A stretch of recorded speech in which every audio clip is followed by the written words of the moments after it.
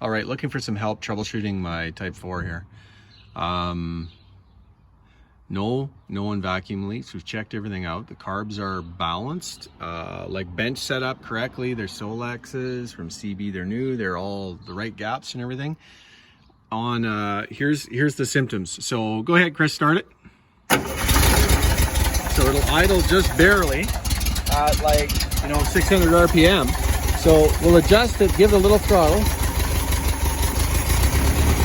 and it'll come up. And but as soon as we get the there we go. And now we're stuck around 2200 RPM, and it really will never really come down. On the timing light, we'll do the timing light next and kind of show you what's going on there. Okay, so just to follow up so you can see what's going on with the timing, I've got the vacuum port coming off this side of the carb. All the other vacuum ports are sealed and so forth. So we'll start it up and we'll get a little idea. This is the only way I can basically get it to run. Okay, go ahead, Chris.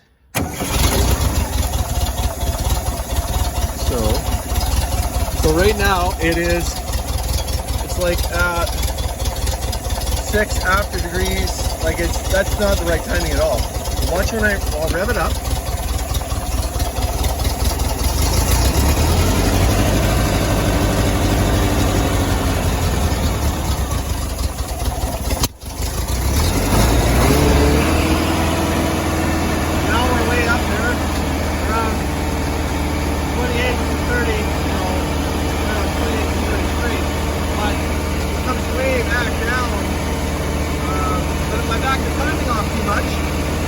It drops too far down and it goes like it should be sitting around 8.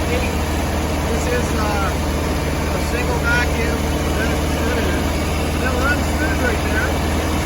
We're going to set it at 2500. That's after a 3 or 4 kilometer drive, so seems to consistently hang around that 2000, 2200.